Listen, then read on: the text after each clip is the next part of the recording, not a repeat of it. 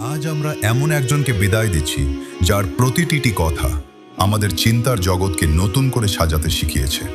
আমাদের প্রিয় হুমায়ুন কবির স্যার, যিনি আমাদের কেবল ক্লাসরুমের পাঠই দেননি, শিখিয়েছেন জীবনের পথে কিভাবে মাথা উঁচু করে দাঁড়াতে হয়। চলুন এক নজরে দেখে আসি আমাদের প্রিয় স্যারের বিদায় অনুষ্ঠানের বিশেষ মুহূর্ত।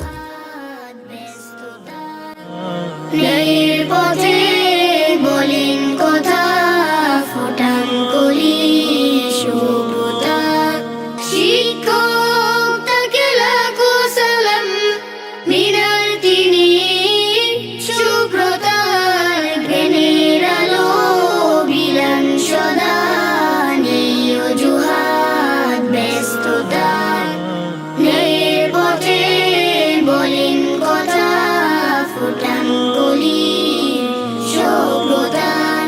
চাওয়া পাওয়ার এই দুনিয়ায় পান্না যিনি তার মূল্য, বড় হবার স্বপ্ন দেখান, কে আছে এমন তার তুল্য, শাসন বারণ তারি ভূষণ, মানুষ গড়ায় কর্মজার, জ্ঞানের আলো বিলান সদা, নেই অজুহাত ব্যস্ততার, ন্যায়ের পথে বলেন কথা ফোটান কলি শুভ্রতার, মানবতার তুলি দিয়ে কাব্য লেখেন পূর্ণতার, নবীর পথে শীতল ছায়ায় জোছনা দেখার শুদ্ধতার, আর কিছু